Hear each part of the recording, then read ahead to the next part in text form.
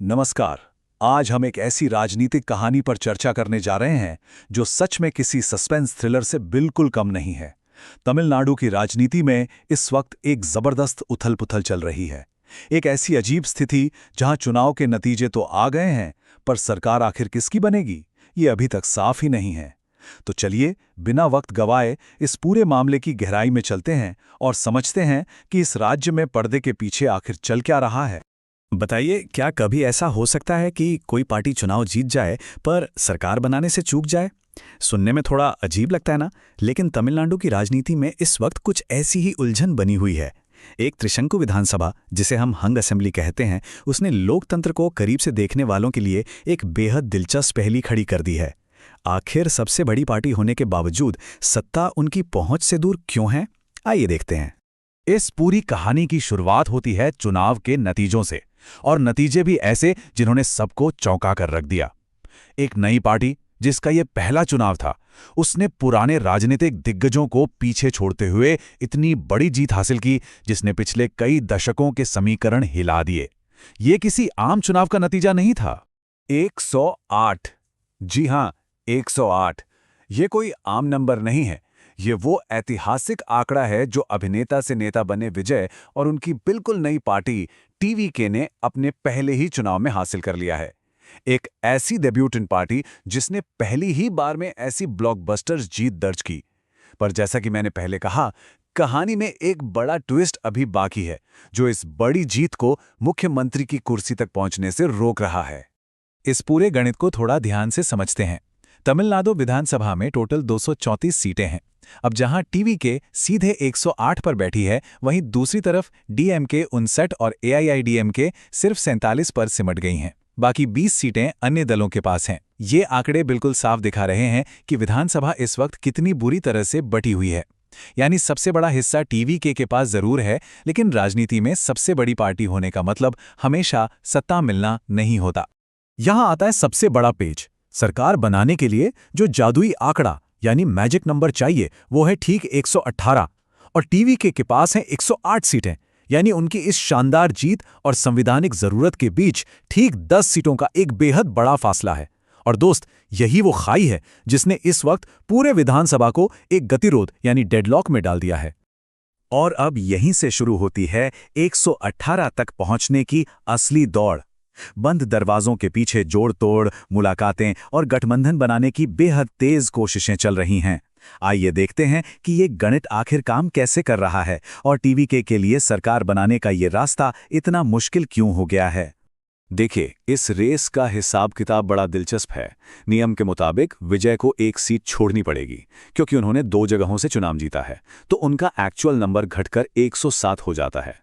अब कांग्रेस ने अपना समर्थन दिया है, जिससे 5 सीटें और जुड़ जाती हैं। पर इन दोनों को मिलाकर भी टोटल सिर्फ 112 या 113 तक ही पहुंच रहा है, जो कि 118 के जादुई आंकड़े से करीब 5 सीटें दूर है।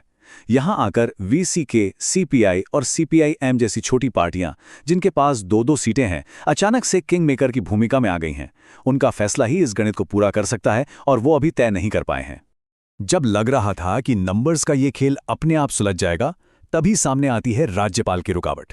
एक गहरा संवैधानिक गतिरोध जिसने टीवीके की पूरी रफ्तार पर एकदम से ब्रेक लगा दिया है। दरअसल तमिलनाडु के राज्यपाल राजेंद्र विश्वनाथ अर्लेकर ने एक बड़ा कदम उठाया। उन्होंने विजय को सरकार बनाने का औपचारिक न्योता देने से साफ इनकार कर दिया है। उनका कहना है कि जब तक आप बहुमत का ठोस सबूत नहीं देते, वो उन्हें सरकार बनाने के लिए नहीं बुला सकते।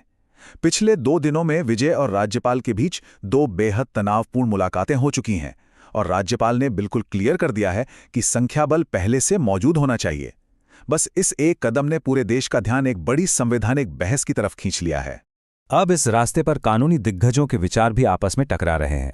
एक तरफ कांग्रेस नेता और वकील पी चिदंबरम जैसे लोग हैं, जिनका मानना है कि सुप्रीम कोर्ट के पिछले फैसलों के आधार पर सबसे बड़ी पार्टी को सरकार बनाने के लिए पहले आमंत्रित किया जाना चाहिए और बहुमत विधानसभा के फ्लोर पर साबित होना चाहिए, न कि राजभवन में।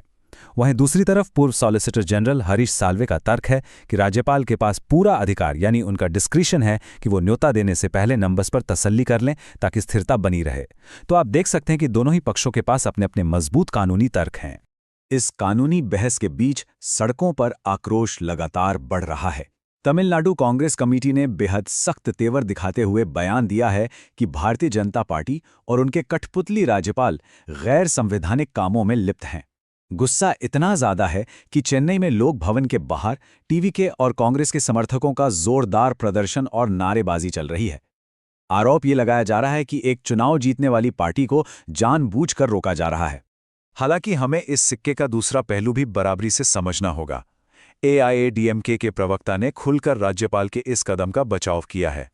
उनका कहना है कि राज्यपाल संख्या बल पर स्पष्टीकरण मांगने के लिए बाध्य हैं, क्योंकि कांग्रेस के साथ आने पर भी TVV के 118 का आंकड़ा पार नहीं कर सकती। ये पॉइंट दिखाता है कि राज्य के स्थापित पार्टियां राज्यपाल के इस फैसले को स्थिरता के लिए जरूरी मान रही हैं।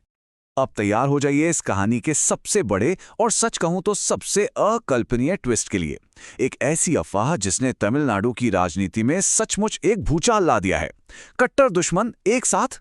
जरा इस आंकड़े को ध्यान से देखिए, शायद किसी को भी अपनी आंखों पर विश्वास ना हो। द्रविडियन राजनीति के दो सबसे बड़े और जानी दुश्मन DMK और AIADMK। DMK के पास इस चुनाव में 59 सीटें हैं और AIADMK के पास 47। अगर इन दोनों कट्टर विरोधियों की संख्या को आप जोड़ दें तो ये टोटल 106 सीटों तक पहुंच जाती है। ये आंकड़ा अकेले चुनाव जीतने वाली पार्टी TVK के बिल्कुल बराबर आकर खड़ा हो जाता है। ऐसा सोचना भी कि ये दोनों पार्टियां 50 साल की दुश्मनी भुलाकर एक साथ आएंगी, राज्य की राजनीति में किसी तूफान से कम नहीं है। आखिर ये बहस शुरू कहां से हुई? दरअसल बज़ और खबरें ऐसी हैं कि DMK और AIAMK अपनी 50 साल के दुश्मनी को किनारे रख सकते हैं और उनका मकसद सिर्फ एक है, TVK और विजय को सत्ता से दूर रखना। कहा तो यहां तक जा रहा है कि DMK में इस बात का डर बैठ गया है कि अगर विजय मुख्यमंत्री बनते हैं तो ये बिल्कुल MGR वाले दौर जैसा हो जाएगा, जब DMK कई सालों तक सत्ता से बाहर रही थी। अपने राजनीतिक अस्तित्व को बचाने की इस बेचैनी ने इस अफवाह को इतनी हवा दी है। हालांकि आधिकारिक बयानों पर भी नजर डालना जरूरी है। DMK के प्रवक्ता TKS एलंगोवन का साफ बयान आया है कि मुझे नहीं लगता कि यह संभव है, क्योंकि हम DMK और AIADMK तमिलनाडु की राजनीति के सबसे बड़े दुश्मन हैं। पार्टियों की तरफ से खंडन लगातार आ रहे हैं, लेकिन इस आधिकारिक इनकार के बावजूद ऐसी खबरों ने नेताओं और कार्यकर्ताओं के अंदर घबराहट जरूर पैदा कर दी है। वहीं दूसरी तरफ इन अफवाहों पर बाकी दलों की प्रतिक्रिया देखिए। कांग्रेस MP मनिकम तगोर का ये बयान इस पूरी हलचल को बिल्कुल सटीक ढंग से पकड़ता है। वो कहते हैं, दो द्रविडियन पार्टियां, जिंदगी भर के दुश्मन, वो रातों रात एक हो गए सिर्फ एक आदमी को रोकने के लिए, विजय को। ये बयान ध्यान से सुनिए। ये दर्शाता है कि स्थापित दलों में नए खिलाड़ी की इस एंट्री को लेकर आखिर कितनी ज्यादा बेचैनी और घबराहट है। ये स्थिति हर घंटे कितनी तेजी से बदल रही है, इसका अंदाजा आप इन बातों से लगाइए। एक तरफ AIADMK के 40 से ज्यादा MLAs को टूटने से बचाने के लिए इस वक्त पुडुचेरी के एक रिजॉर्ट में रखा गया है। दूसरी तरफ लेफ्ट पार्टियां इस नए समीकरण से परेशान हैं, क्योंकि AIADMK को BJP के करीब माना जाता है और उनके साथ आना इनके लिए मुश्किल है। और इन सब के बीच सबसे बड़ा धमाका किया है TVK ने। उन्होंने साफ चेतावनी दे दी है कि अगर DMK और AIADMK मिलकर सरकार बनाते हैं तो उनके सभी 107 MLAs सामूहिक इस्तीफा दे देंगे, जिससे पूरी विधानसभा ही खतरे में पड़ जाएगी। तो इन सब अफरा तफरी और जोड़ तोड़ के बीच एक बेहद ही गहरा सवाल हमारे सामने आता है। जब किसी चुनाव में कोई स्पष्ट बहुमत नहीं मिलता तो आगे की सरकार आखिर सच में कौन तय करता है? क्या वो चुनाव में वोट देने वाले मतदाता होते हैं? क्या नियम बताने वाला संविधान होता है, या फिर बंद कमरों में होने वाली ये गठबंधन? तमिलनाडु का ये ताज़ा संकट इस बात पर विचार करने के लिए मजबूर करता है कि चुनाव जीतने और सत्ता तक पहुंचने के बीच का रास्ता कितना उलझा हुआ हो सकता है। आज की इस चर्चा में बस इतना ही। क्या आपको लगता है विजय सरकार बना पाएंगे? सोचते रहिए। उम्मीद है इस विश्लेषण से ये पूरा समीकरण आपको साफ हो गया होगा।